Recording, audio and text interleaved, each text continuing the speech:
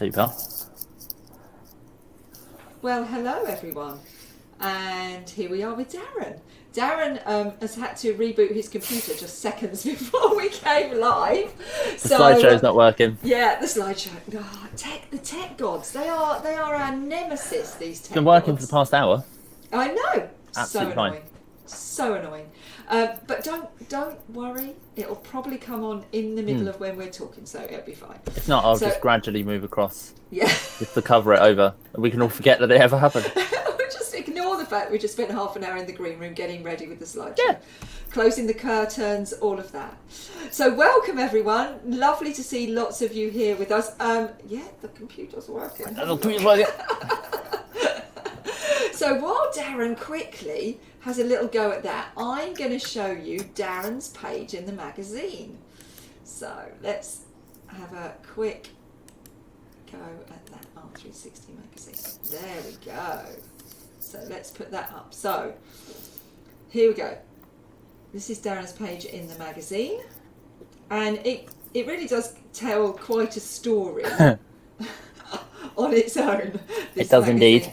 This magazine page. So we've got this lovely portrait here, really striking, and then we've got a wedding photograph, and we've got a picture here of a couple sitting in their garden, and then we've got your good self, Darren, with a camera around your neck. So that gives at the a wedding, game away. doing my thing as I normally would be. Yeah, gives the game away. So if you want to contact Darren, you've got his email and his website here, and he's on Facebook, and he's on Instagram, and his wife, I believe, does the Facebook and Instagram, and she does a mighty fine job of it too. She's very good at the social media. Yeah, she is very good at. If anyone's looking for any help in social media, she's a pro. I believe she's available for bookings. So that's Darren's page in the magazine. I'm also going to quickly show you Darren's website. Now I'm going to show you his photography website. Thus, here. So this is your photography website. So, and this is mainly really showing the work you do as a wedding and an event photographer and the portraits, isn't it? Yeah, the majority of what we do through the website basically is that. Yes, yeah, so weddings, engagement shoots, bridal locations, cake smash. Oh, what is a cake smash? A cake smash is for 1-year-old children, and it's like a birthday shoot. So they come along and they smash up a cake, and it's all good fun. Really? And then I have to clean it up afterwards. Is there any downside? One again. I know, right? They didn't do that when I was one. That's so disappointing. When I read that, I was like, what on earth is a cake smash? Baby bumps, models, commercial and events. Oh look, there's a lovely lady there on her horse. Yeah. She rode that pretty much down the aisle. That horse. Really? Yeah. Goodness gracious. Things people get up to these days. You'd never believe it. How are we coming on with the slideshow in the background there? I think we're going to forget it. We're going to forget it. We're just going to. I think we're going to forget it ever happened. Oh dear. See, we are in the hands of the tech gods, and there's nothing we can do. Indeed. So indeed. Darren's just going to turn that off.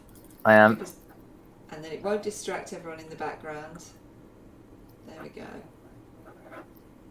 And then we're going to focus the page on Darren, as we always do. Hand the stage over. Please do hand me the stage. Yeah, I'm ignoring it. Ignore it, turn it off. Are you allowed to do that? Are you allowed to just I've done it. I've done it. It's a maverick. He's done it. I just hope that when you come back to it, you haven't lost all your no, it's all there. Lifetime's work. It's all there. Yeah. Lifetime's work gone. See, this is what we have to contend with, but it's okay because we're all learning, and now we've just been put into a semi-lockdown again. You know, the sum total of 6 people. Yeah, we're going to have to really take on board. We have to embrace this technology and really get our heads around it, which I think we're all doing pretty good. So, Darren. Yes. Tell us where it all started. Where did it all start for Darren? So my earliest memory of taking photos actually, I think I make reference to in my website bio. I had a camera when I was about 8 years old, I think, and it was my parents bought it for me. And it had a tiger on the front, and it was just a little snappy camera. But I used to love taking it out whenever we went on day trips and things, and it was just something that I loved to do when we were sightseeing, taking photos of all the different sites and stuff. And that was just sort of a hobby from that point onwards. And then how old were you, do you think? About 8 or 9, I think, at the time. It was just something that I used to do, and then carried on with that for a good few years. And then it was not until I got to college, which is where I then sort of rediscovered a love for it, because you sort of in your teenage years, and I'm sure a lot of people find this, that certain hobbies go out the window because you find interests in other things. So I kind of stopped doing all that, and then went to college, and I actually had another career path in mind completely. And photography was kind of my fourth option to do when I was at college, and it then became my favorite thing again, and I fell in love with it completely and utterly. So were you doing A-level photography? Yes, yeah. And it was the subject that I did the best in when I was there. I'm intrigued now. What was the other career path? The other career path was sports physiotherapy. Oh wow! Quite different. Very different. Very different. But I was it didn't pan out the way that I thought. And then, like I say, I just fell in love with the whole photography thing. And I didn't go to university. I came straight out of college. I went and did a diploma course, which was about a month, down in the West Country with a guy called Paul Brooks. I think I've got that name right. He's a photographer, and he does training courses and stuff. And you actually went down there and stayed in a hotel, and it was a whole intensive course. You go in every day in studio, do a bit of wedding, do a bit of studio, different types of studio work. And then I came back from that, and was this digital or was this analog? It was all digital. It was all digital. The one thing that I found from the college, from the A-level course, was there was not a lot of preparation on how to actually do this as a job. They were still very hung up on film and etc., which is a lovely thing, and I have so much respect for photographers that are still using film, and I still do. I still have a film camera that I will take out now and again, but I just, it's not something I do for my job. And you kind of got the sense of doing that A-level course that how can I transfer this into a career path? And it just wasn't there, which is why I went off and did this kind of intensive course to learn a bit more about the more practical sides of it, the more day-to-day running of a business of that nature, and how to shoot weddings and how to shoot family portraits and all this kind of stuff. And then came away from there and then set my own business up, and that was 12 years ago. Wow. So I was 19 when I photographed my first wedding on my own. And then so I started straight off doing weddings, and then some sort of family portrait work, out and about, going to sort of woodlands and parks and stuff with people, all really dirt cheap, and charging a couple of £100 and doing 6 or 7 weddings a year. So I had other jobs in the background as well to kind of keep me supported, and just built it up from that point onwards. Because obviously that first wedding fair that I went to with my portfolio of what were very clearly models who and there were no other guests at this wedding. just the bride and the groom, no one else. It was a lockdown wedding. Exactly. Yeah. It would have been fine now. So then obviously from the off the back of that, I managed to get a couple of weddings, and then use the photos from their weddings to add some more portfolio in, and then it just sort of gradually built up from there. And then obviously then you're working off the back of your own real life, inverted commas, images of weddings, and so that it just built up that portfolio, and then carried on from there. And then I got myself a studio 7 years ago now, I think. So that was another big step that I took. It's something I'd always planned on doing, and so that's still around and still going fairly strong. Obviously, this year's been pretty difficult, but how did you go about finding a studio? Because we will say to people, Darren lives in Battle in East Sussex, so he's down on the south coast, and it's quite an arty community down there. But how did you go about finding? Because that's really interesting to hear how you went about building your business very slowly, and from those early days. So how did you go about finding the studio, and then how did you go about building that business? So I just did a search for local commercial properties, stumbled upon a place called the Innovation Centre, which is down in Hastings, and I was there for 2 years, I think, in total. But the rent on that place kept going up and up and up and up and up, and we were basically just making rent every month, and it wasn't how I wanted it to be. There was too much pressure on having to try and farm out as many photo shoots as possible. So we then, a friend of mine is a printer, and he had a place in the Old Town. He then bought a whole building in Silver Hill, which is just on the outskirts of Hastings. And he invited me down to have a look at it, and I have a look around the shop and everything, and then said, well, there's a few rooms upstairs if you want to have a look, because I'm not going to use those. And went upstairs, and there were two rooms next to each other that were absolutely perfect for a studio. And then I asked him about rent, and it was a hell of a lot cheaper than what I was paying. So then we moved over to that studio, and we've been there now for 5 years ish. Yeah. So that, because you are not now just working to pay the rent, you can actually do things that you would choose to do. Yeah. And and also the pressure is off, because the studio is always quieter in the summer, and then we're always at our busiest autumn to Christmas, and so you don't have to worry about those quiet months. You've always got a few bits coming through because you have the time specific stuff. So I do quite a lot of newborn photography. And I do a fair amount of, so you saw the cake smashes. That's obviously, that has to be at a specific time because it's related to their birthday. With a newborn, it has to be done we sort of recommend in that first 2 weeks after the baby's arrived. So you will pick jobs up through the months that it's quiet, but it was all about not having to worry about those quiet months. And it's the same, so much of photography is seasonal. So in a regular year, I would be doing 10 to 12 weddings through August. That's not uncommon. And so August into September, always very busy. But then January for weddings, pretty much dead.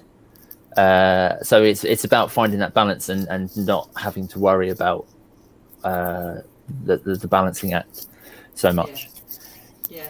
I think all artists will empathise with you on that, because there is a rhythm to the year, which is like spring and autumn art fairs, and then this like general bubble along between the rest of it. And I know that Jo Starkey, when she was chatting yesterday, was saying she was working for a art publisher, and she found the pressure of this continual you have to make work every single day, took away her ability to be creative.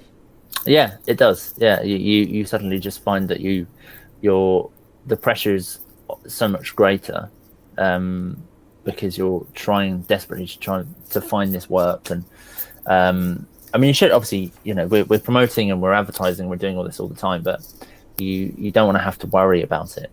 No. And as you say, it takes away that creative. We're all creatives, and it takes away that creative element, doesn't it? yeah, absolutely, yeah, So it does. the person who helped you along that bit was Paul. I mean, he kind of sourced the studio and everything for me. And well, he didn't really source the studio. He had some rooms, and he knew that I was in two minds about the studio that I was in already. So without his help, I don't know if we'd still be in that same place. We may have tried to move somewhere else, but I think because he's somebody that I know, I'm quite fortunate that I don't have to pay quite as much for my studio rent as a lot of other places would do. So that's nice, and it certainly does help. It's nice when artists help artists. That's Paul at Martel Print. Yes, yeah, Paul at Martel Colour Print. Yeah, he does a lot of work for the regular degree shows. I know a lot of people send all their work down to him from London to do the printing for the degree shows. He's a good guy, isn't he? He's a fantastic printer. Yeah, he really is. Yeah, and obviously helped you a lot to maintain your equilibrium and your balance. Indeed, yeah. Was there anyone else who you think along the way has kind of helped you? I know you mentioned the guy down who gave you the tuition, but anyone else? My lovely wife has been fantastic. She's always the one person that will give me a kick up the backside when I need to be told, and she is always getting me to sort of try and push myself a bit more, and all this kind of stuff, and keeping tabs that I'm actually doing the work that I'm meant to be doing. She's very much a PA and all sorts of other things as well. That's what good wives do. Indeed, yeah. And good husbands, to be fair. Yeah. Indeed, she's currently starting up her own business, and I'm supporting her with that. So, what's that? And is that in doing the social media stuff? No, she's actually she's going to be making wedding stationery and like table plans and all that sort of stuff. She's just bought a machine that cuts vinyl, and it's all very technical. But great synergy with what you're doing. So, yeah, exactly. You know... we wanted to. So we're both in that same industry. So I'm already thinking of ways that I can help her to promote that, and organising some photo shoots, some styled bridal type shoots where we can incorporate her work and stuff into it as well. Great, isn't it? And I know she helps you with your mental health as well, doesn't she? She often says to you, "Go for a walk," or. Yeah, indeed. Yeah, I had. I've always suffered with a bit of imposter syndrome, and I had a lot of quite a few mental health problems in that first couple of years that I was in business, because I was struggling with how I saw myself, and there were a few people. There was a lovely lady called Kelly who was an assistant of mine, but then she essentially helped me to sort of overcome that. There was a lot of confidence issues, and you're, especially with weddings, you are in front of a crowd of people who are all looking to you for what to do next, and you have to have a bit of a gift of the gab and a bit of this, and you've got to let your confidence come out, because a lot of the time, if you're trying to get a group of 80 people that have all been drinking for the afternoon to go and stand over there, please, and you show the least bit of timidness, they can rip you to shreds, to be quite honest. So not all weddings in Hastings are like that. No, definitely not. But no, yeah, I totally get it. You do have to be confident, because you're the leader, aren't you? You're leading. Yeah, absolutely. Yeah, and there were points in that first couple of years where I had considered doing something else because it was affecting my mental health so much. I'm so glad that I rode that wave and got through the other side of it, because now to see me working and I will raise my voice to people, in a happy way. I'm not shouting at them in an angry way, but to tell people where to go, and I will crack a bit of a joke and stuff. Exactly, where to go. Yeah, this is where to go. So she helped you. So what did she do? Did she just kind of like support you, or did she give you some techniques that you could use? No, just she was. Because confidence is a massive issue for lots of us.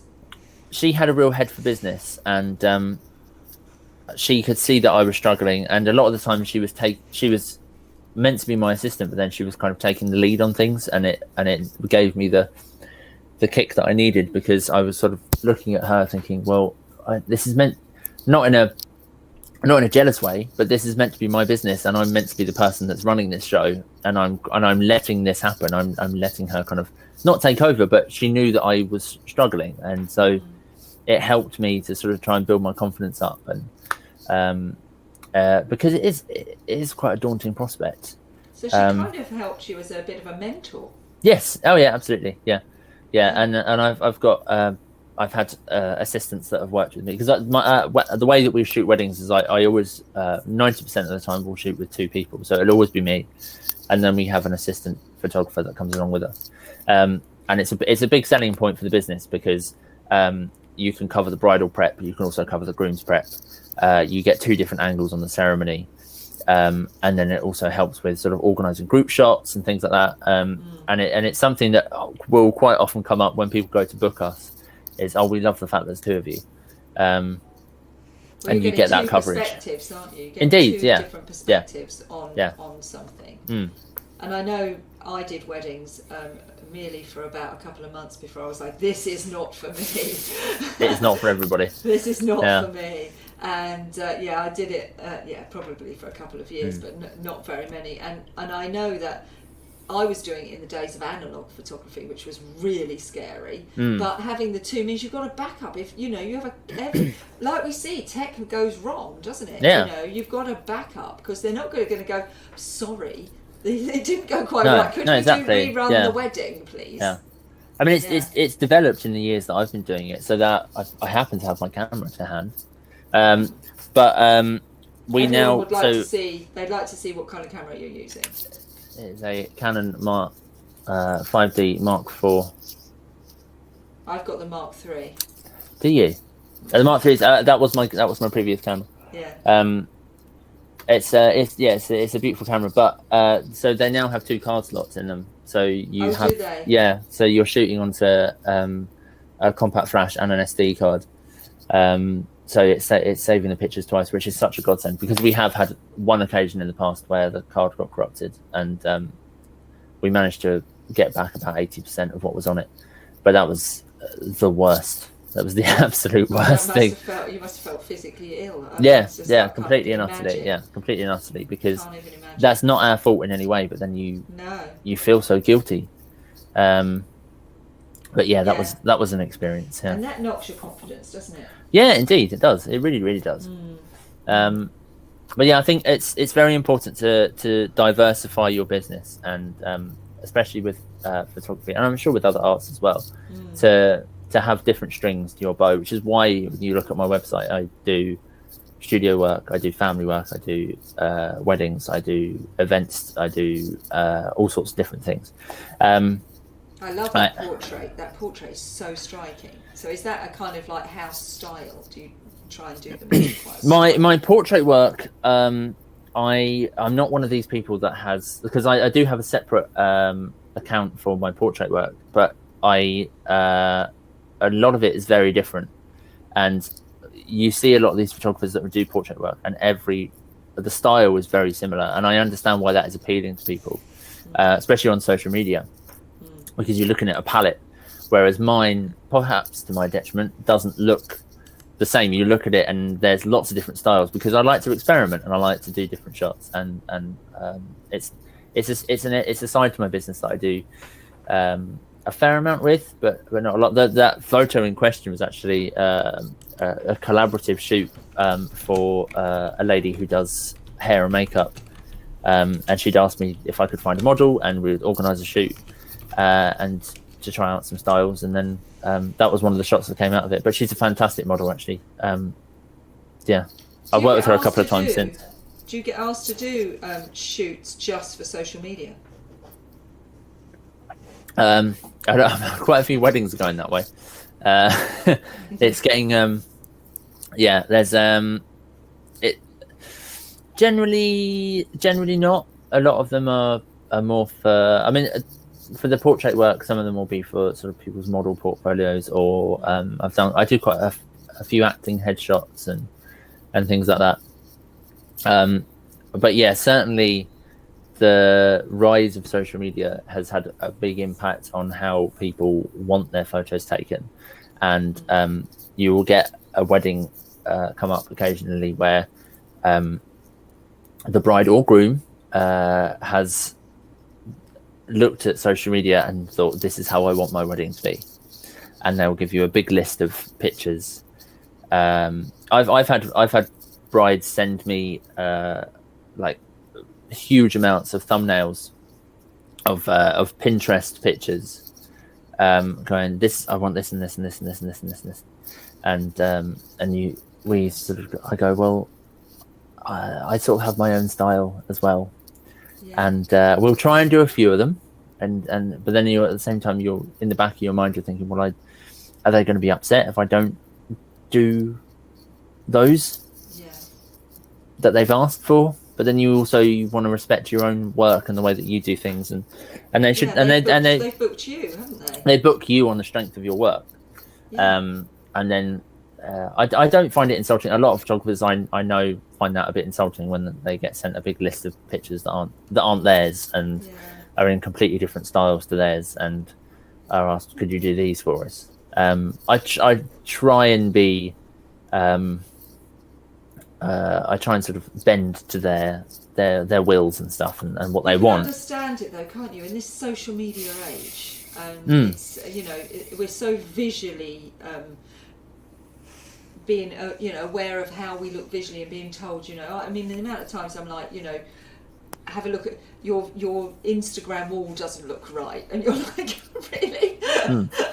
I'm just worrying about curating an exhibition, and now I've got to curate even, and we curate the website. Now you want me to curate an Instagram wall, and it is. It is a very visual world. You can understand why people feel that pressure and have that need, but as you say, again, another reason it is your creativity, and they've booked you for your creativity. I think one of the things that I realized a good few years ago now, and I think it was around the time that I was going through that sort of that mental funk, was that I would look at other photographers' profiles and think, why am I not doing that? Or their work is so brilliant, why is my work not like that? And then you come to a realization that they have their own style. This person over here has their own style. That other photographer has their own style. You have your own style, and there will always be work out there for everybody. And it's the same. People like the way that certain paintings are. People like paintings that are photorealistic. Some people like abstract paintings. There's always a style out there. There's always work out there for everybody. And I, like I say, I used to look at other people's profiles and think, why am I not doing that?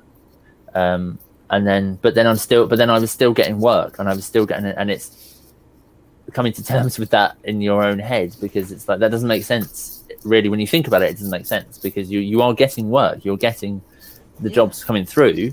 So why are you worrying about what this person over here is doing? That's the imposter syndrome coming up. Indeed, indeed. But you're absolutely right. It's not a competition. No. This isn't, and also, it's not a competition. Yeah, and also the people that like that photographer's style. So I know photographers who have quite a dark and moody sort of style to the photography, especially in the way that they edit. And fantastic, like that's brilliant, and that's your style. Mine tends to be a little bit more bright, a little bit more bright, a little bit more breezy. And there'll always be work out there for the both of us. And the people that book that photographer are not going to book me, because they like that other style, and that's fine. And the people that book me are not going to book them, because they like my style. And it's, so there's, like I say, there'll always be. And thank goodness, because that'd be, we'd be living if in everybody, a very exactly. boring world, wouldn't we? That's the beauty of creativity, and that's why it's not a competition. There is enough space out there for absolutely everybody. Just completely. stick to, be in alignment and true to yourself, and as you say, you'll get the work that is meant to come to you. I think it's more about having the integrity, and people seeing that you have the integrity. Definitely. So, Mr. Darren Buss, we need to talk about the integrity of what you've done during lockdown. Yes. Don't we? We so do. Let's have a quick. We'll pop this quickly up on the screen. So while during lockdown, you've been working on a project that has now become known as This Is Our Battle. Yeah. So let's pop it up here, because at the moment you've got the screen. So we need to give just this for a moment, the screen. So this is the project that you've been working on during lockdown, which I think a lot of us are absolutely fascinated by, and obviously gives away the fact that we live in Battle in East Sussex. We do both live in the same town. We do both live in the same town, and there's some of the awesome images that you've taken. And there is a book. There is a book. There is a book. You can order the book, and I'd strongly encourage you to order the book. But tell us about This Is Our Battle. How did that happen? So I spent the first couple of months of lockdown, I think like a lot of people, not concentrating on work so much and kind of enjoying the time off. I have a young daughter, and I have two young children, but my daughter was born in December. There they are, look up there. My daughter was born in December, so it was quite nice to have that time off and to be with her, especially in those sort of early formative months.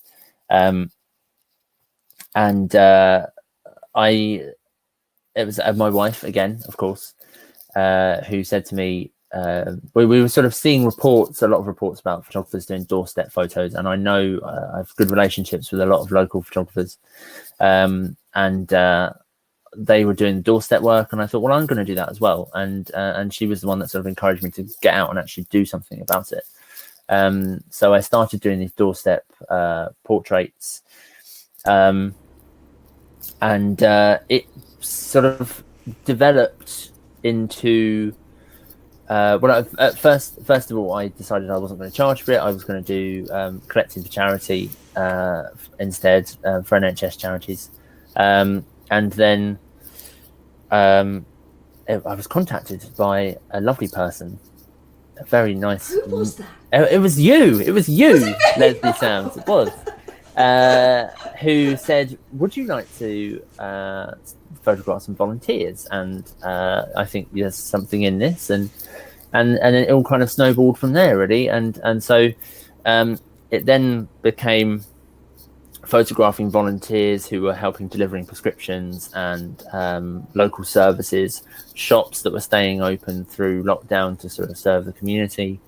So walking up and organising to go and see these people, taking their photo.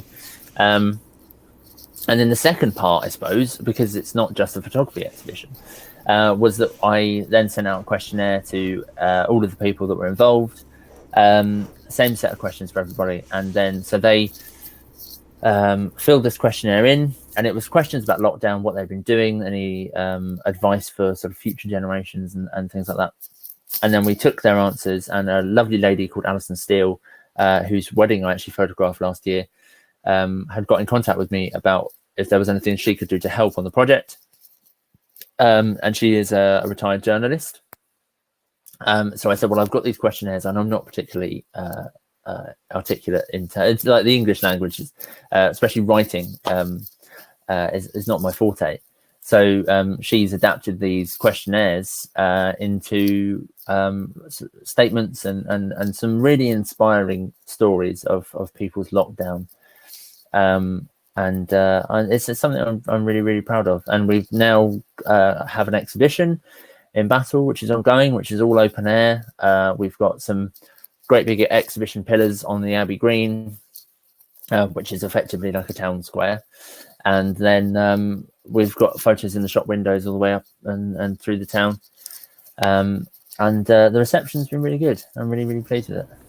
I think you should be rightfully proud. It's an absolutely stunning exhibition. Thank you. I'm very proud to have been part of that evolution. And a mentor, if you will. Yes, a mentor, if you will, of your girl posse. We were talking about this with Jonathan Haitley the other day. Jonathan Haitley, and I happen to be in that girl posse too. There's a bit of a theme coming up here. I'm in his girl posse, I'm in your girl posse. So you've got your wife, you've got Alison, and you've got me. Mm-hmm. And he's got his wife, he's got Lucy, and he's got me. There's a theme. There is a theme. There is a theme. Yeah, strong women. Behind every man there is a group of a posse of Very women strong, going, "Come on inspirational now." women. Yeah, there's a lot of Come truth to that. No, I am very proud of what you've done, because I've literally watched you grow, and it's been such a pleasure to watch you grow into this role as you've developed the project, and it's coming out in a book. Yeah. It's like, there's a book, there's a play. We're turning into one of those games you play at Christmas. We haven't thought of a play. Maybe we should do a play. No, I think we should do a play. Yeah, it's a film. We're doing a film now. Let's so, go for yeah, we can be one of those things they mine at some point. But no, there is a book, which is what Alison's helped you with. Yeah. And on the website, I was just about to share your website again, because on the website there is the map, isn't there? Which also another lovely young lady has helped you with. Yes, so the map was illustrated by a lovely lady called Paris, who lives in Battle. She was a part of the exhibition. I took her photo on the doorstep. So I've just got to find it now. Is it on It the is. homepage? Yes, there it is. There it is, yeah. Yes, so where to find. So this is Yeah. a map illustrated by Paris Tate. And Yeah. I just think it's just so charming. Yeah. Such a lovely idea. And Well, it was because she being a local artist, I just thought, well, this project is about Battle. It's all about the town. So it's only right that we use somebody that's local. And the initial thought was just to print off an aerial view type map, like a Google map type thing, and just sort of add in the points of reference to where the photos are. But then obviously I'd known her previously anyway, and I thought, then sort of taking her photo, I thought, well, hang on a minute, there's the perfect person here to put this together. So yeah, she's done the map. I think it's super. It's and lovely. Lots of people have sponsored you, haven't they? So you've had lots of sponsorship as well. Yeah, so we had some help from the Battle Town Council for the printing of the shop window displays, and then the section on the Abbey Green, the big exhibition pillars. Because I have done this this exhibition non-profit, I didn't want to dig into my own pocket too much, obviously, and because we were struggling business wise and stuff, so I wanted to make sure that and also it's nice, it involves, oh, there you go, there's the map figure. I found it. It was in locations. So you can we wanted to involve other local companies, and so I sent out a sponsor document, and we had some fantastic people come through, all local companies and people that were involved and things. So it all came together in the end. Yeah, it's been lovely to see the people coming behind you and supporting you to do it, because as you say, you didn't set out to do it to personally make money for yourself. It's to raise money for NHS charities. But I was very clear that you also weren't to fund it if it should become self-funding. So hopefully lots of people will buy the book. A great Christmas present is what one of the best. One of the best Christmas presents ever. Presents you could buy if you had I think so. I mean, it's a historical document. Why wouldn't you want to buy that? Available in local shops near you and museums. So, what's your aspirations now with that? How would you like to see that project evolve going forward? I mean, I'd like to take it to a few more places and display it in a couple of other locations, possibly next year. I think it's a lovely thing to look back on. And I think while I love having the exhibition on now, I think it's going to be even more effective in a couple of years' time, when hopefully, fingers crossed, we have this whole thing is out of the way and behind us, and we can look back on it and go and just cherish the fact that we're no longer in that situation. So I'd love to do that, and I think I really want to go forward and do some more projects of a similar nature, perhaps on a bigger and grander scale. This is our London has an American. This is our London, and this is our world. They have great things to them, Darren. There you go. I will travel around. Your girl posse's pushing you.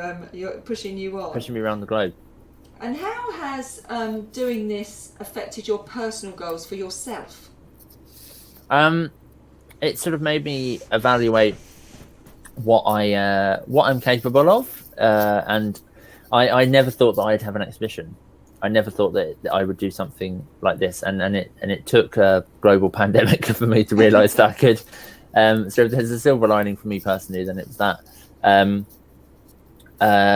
But it was lovely to be able to do this, and I like I say, it's not something that I'd ever considered attempting to do.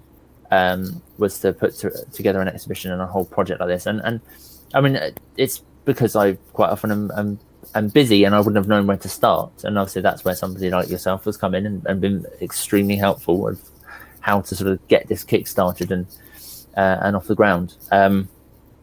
So I know now that I can do something like this, and I know now that I can do exhibitions and I can do these kind of portraiture projects, because it's something that I'd often seen around. When you walk around walk around a town and you'll see a project. There's a fantastic photography project in Hastings Old Town. I think it was Bob Mazza who photographed the fishermen, and they're all, the photos are on the fishing huts and stuff. I might be wrong on that. I hope I'm not. But yeah, beautiful photos, and I'd always kind of admired these shots of just normal people and doing what they do and living their lives, and I've got to do that. And capture these people in extraordinary circumstances, and just to meet these people and learn their stories, and it's been really nice. As I say, it's been a wonderful experience for me to be involved, helping you, guide you along the way, and see. I have to say, you ask me questions, I give you the answers. You go and do everything. You're an incredibly good student. Because you do go out and do everything, as it's said to you. You don't kind of go, oh, I can't do that, or that, or I can't be bothered, And I do think that's the thing. The difference between those that succeed and those that fail is those that take action. You have to. Yeah. It's all well and good having a dream, but the dream is just in your imagination until you actually take action. And the thing that you have done so effectively is you've taken action. Yeah. When I said to you, well, you need to go and get sponsors, you were like, okay then. And so you need to write a sponsorship document. Okay then. I need to build these pillars so they can be outside. Okay, so you had the wood delivered and you built them in your garden. And that's what people have to realise. You can have these dreams, but you have to take action to bring them to reality. And it's great. You can literally do anything you set your mind to. And I truly believe absolutely. that. Yeah. I mean, you just need to look. If you don't have the experience, you can look for some guidance, and whether that guidance be from someone or something, or even I didn't used to look at a lot of other like instructional videos and things on YouTube, because I didn't think I was sort of thought I'm gonna learn something that's going to make me feel like a bit of a fraud because I haven't done that a certain way, and I haven't done this, because and I don't do that now. I take lessons from other people, and I'm still, I'm 12 years into doing this job, and I'm still learning. This year I've learned how to put on an exhibition. You're never too old to learn new things, and never too experienced to learn some new things, some new tricks, and add a new string to your bow. And never too proud to learn from others. No, absolutely not. And it's nice. I have recently had a few people actually coming to me for advice, which is a weird experience. Oh, how wonderful. That's great. Yeah. So what advice would you give others then? Come on. What advice would you give others? Well, I can sort of give you specifics. So the photographer who came to me is a young guy in Hastings who's just starting out his business, and he wants to photograph so like bridal boudoir and that kind of thing. And I sort of had to say to him very matter-of-factly, because he came to me and said, look, I have this idea for a business, and I want to this is what I just want to do. I just want to do this bridal boudoir thing. And it's not, there's no businesses around Hastings that do it. And I had to kind of be a bit matter of fact and say, well, that's not because nobody hasn't thought of it. It's because people have tried it and it just doesn't really work as just one singular thing. And so I've just kind of tried to sort of guide him a little bit, and he's come into my studio and used my studio a few times to sort of get some portfolio going. But I'm just sort of trying to guide him a little bit to say that you need to, I feel like I've said this phrase a million times during this interview, but add some more strings to your bow, because it does help. And even if you do that, and then a couple of years down the line, you think, well, I don't really enjoy this aspect of photography, and I don't really want to do that anymore. But you've built up enough of the other side of it to be able to pick and choose then. And I can pick and choose now the weddings that I do, because it's not unusual to shoot over 45 in a year. So I get the opportunity, obviously not this year. No, not this year. I can pick and choose the ones that I want to do, and which is really nice. Yeah, that's brilliant. It's such a lovely feeling, isn't it, when suddenly you start to be seen as the expert. That's just helps with your confidence again. It's weird. It's really weird. It's weird. It's really weird. Yeah, I don't feel it. This is what we were talking about, the imposter syndrome. I don't feel like an expert. Yeah, but you are, because you've taken action and you've done these things now. I guess so. You know, you've been running your own business for 12 years. You've done something incredibly positive that took a lot of new learning during lockdown. Yeah. That you've listened to people give you advice, and you've taken it wholeheartedly and delivered. So I think you're rightly in the position of being able to give other people advice now. And that's, we all want to give back. We all want to feel that like we're contributing to society, don't we? So it's a great feeling when you become the educator. But even then, keep the humility that you can always learn something. I learn something new every single day. I learned yesterday that Crowdcast and iPads are incompatible. There you go. There you go. We're always learning. We're never going there again. Yeah, I've always tried to be quite humble, and it's this is a profession that you it's quite easy to let that arrogance creep in, because a lot of the time, and I'm sure a lot of people find this in the art that they do, if they've been commissioned to do a family painting or something like that, you will give somebody the product and they go, oh my god, wow. And I photograph people's weddings and they go, wow, you've captured this one of the most important days of my life, and it's such an incredible feeling. But it's just not to let that get to your head, because you need to keep yourself grounded, because as soon as you start to think that you've done it all and you are the best of the best, then where do you go from there? Now that's when you fall flat on your face. Indeed, it is. Yeah. The minute you get above yourself, you'll fall. The universe has an amazing way of bringing you straight back down. Normally, very painfully on the end of your nose. So you found this with me, that I don't take compliments well, and that's part of it. Yeah, and that's good. That's good. And I loved your humility, and that's why I stuck with it. Right? Yeah. With the 17 voice notes a day, I didn't lose hope. My rambling, my and this and I do a lot of that. And I forgot. Yeah. Followed by I love that about you, and I think that someone who takes that and who listens and who takes action and stays humble, the universe will still give you a little poke every now and again just to keep you on track. But the universe won't allow you to get too above yourself. It will trip you up, and tech does that all the time, and it happens in the real world. And I've fallen on my face a few times, and it was painful. Yeah. And I stand up and go, okay, what am I meant to learn from that? That really hurt. I don't really want to do that again. No. But you'll have to if you don't stay grounded and you don't help others and be genuine and honest. So, how long is the exhibition on for, in Battle? It's on until the 3rd of October. So I urge you to come and have a look if you are nearby, and even if you're not, nearby, make a day trip. Battle's lovely. Yeah, there's trains. You can get here. The countryside is beautiful. There's trains. Yeah. Buses, planes. Yeah, don't say anything about the car. The car links to this part of the world. No, the A21. Take the train. Take the train. If you're coming from afar, come by train. Yeah, come by train.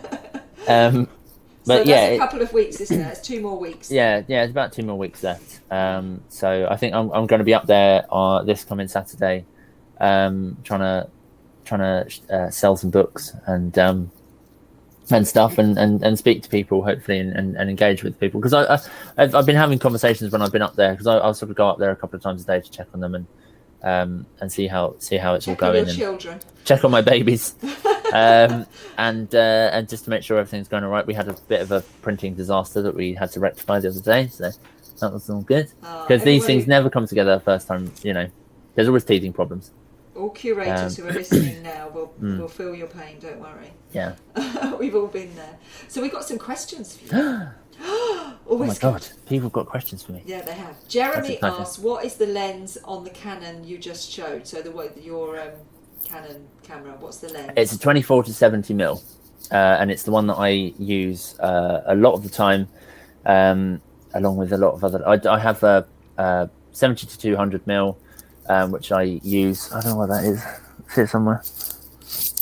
It's about which I use for a lot of weddings, because I like to take. It's more of a telephoto lens, so I can take pictures of wedding guests and stuff from a distance, which is nice, because you get those nice shots of people interacting and they don't know you're looking at them.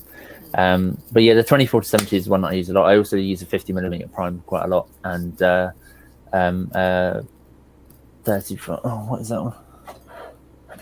A 16 to 35 wide angle, quite often for certain things. I use that quite a lot in the project, actually, because it was nice to get certain shots of the exteriors of the building with the subjects in there as well. So yeah, I love the one that is in the magazine, actually, the black and white. You did a mixture of black and white and colour, didn't you? Yeah, we debated whether or not we were going to do the whole thing in black and white, but then there were a few shots that it just wouldn't have worked. So Griselda's asking, can they have that in writing? Yes, I'll email you Darren's contact details, because obviously they want to write it down. So I'll email the two of you together. I've put a little note here to myself, Darren, Griselda. There you are. Yes. Okay. So yes, we'll get that done. Do people come to your studio for portraits? Yes, they do. They do. Yeah, fairly often. A couple of times a month, I'll get somebody who, especially if it's sort of headshots or things like that. I've done a couple of album covers for local artists. I've done a couple of book covers and things like that, and which have been really fun. Do you have a different kit in the studio? So do you use different cameras? No. I use the same one. Yeah. I normally try to reserve my newer camera to do weddings, but that soon goes out the window when I'm just packing everything up in a hurry, and I think, well, I'll just put that in there. That's fine. No, I normally just use the same kit between the two places. So I think we've already answered this, but do people ever ask for black and white photographs? So for weddings and for portraits, for instance, do they ask? And do you do them? With weddings, we normally put in a few black and white shots. So if I see an image that I think would warrant being in black and white, we normally put that in with a color version of it as well next to it. And then I always say to couples, if there are any other shots that you see through here that you would like me to put in black and white, then I will happily do so.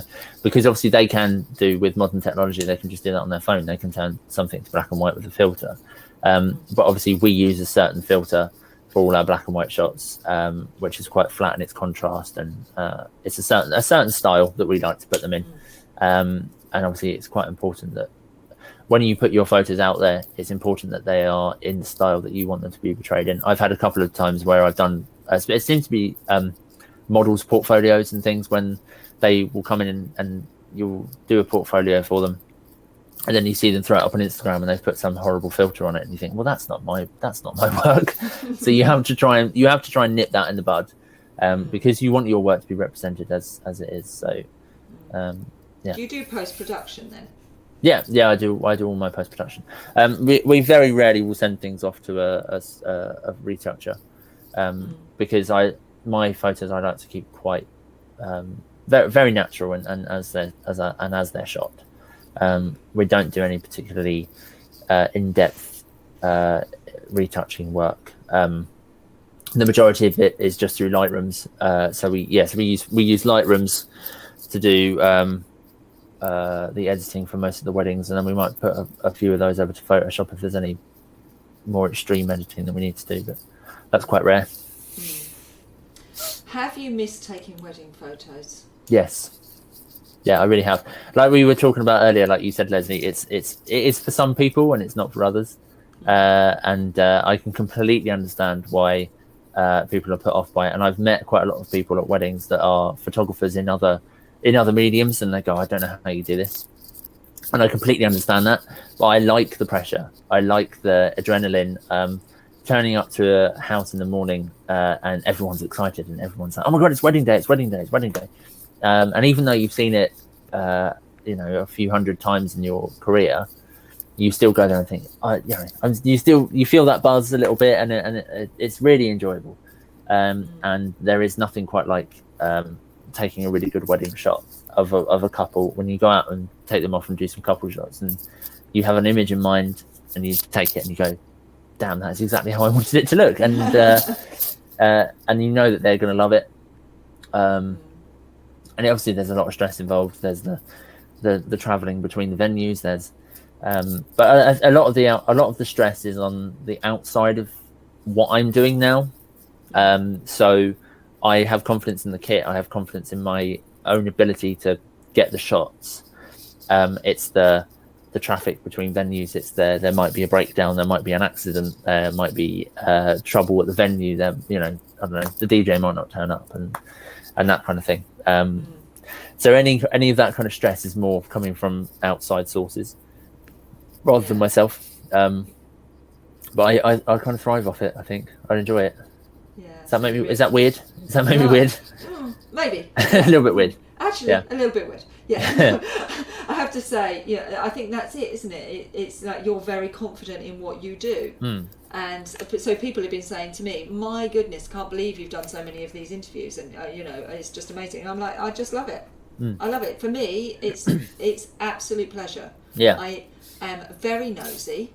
I like to ask lots of questions. And for me, it's an absolute pleasure. I feel it's an absolute privilege for me to be able to do this. And it sounds like you feel very much the same way.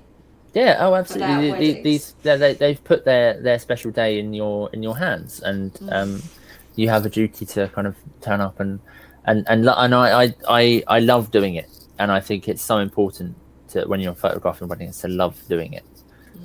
You need to feel that passion for it, because it is a very important day in your hands. It's in your hands to capture it, and it's important that you love what you're doing. Yeah, in everything, because life's short. Yeah, absolutely. Yeah. As Mrs. Brett, I think she was called on your website, said. She did say that. Life is short and precious. Yes. So, final question from Annie is: Do people ask you to do videos? And if they do, would you do them? I do. I do get the occasional request to do video. It's not something that I'm trained in, so therefore I don't. It's something that we've considered. But I wouldn't want to do it if I was taking photos on the set at the same time. I wouldn't want to be sort of switching between photo and video, because then you're not taking photos, and that's what I'm there to do. So we have thought about taking on a videographer on our team, so that we have a package available where we include a videographer. But we just tend to recommend videographers. I've worked with quite a few now, and it's nice to see a resurgence in videographers at weddings. Because when I started, it was very much in a transition period where you would still have the guys with the giant JVC cameras on their shoulders, and whereas now, obviously, the technology is so much more compacted. There's some absolutely stunning videographers out there, really, really good. There's a company called Bride and Zoom, which I recommend having a look at. Their videos are fantastic. And Dale Rook as well. He's a local videographer from Hastings who is his work is absolutely brilliant. I've had the pleasure of working with him a few times as well. And it's lovely. It used to be the old thing, wasn't it? Have a video done of your wedding, and literally the videographer would be right there in the way at every moment, and really annoying the photographers. Yeah. But that's obviously not, and then I think it just stopped, didn't it? But now. Yeah. We're in a completely different place. Yeah. I've had a couple of occasions where we've had it's not even a set to. I've had to sort of say to the video guy, I need to get this shot. But I will always make a point on the day of going to them when they turn up and say, look, let's work together on this.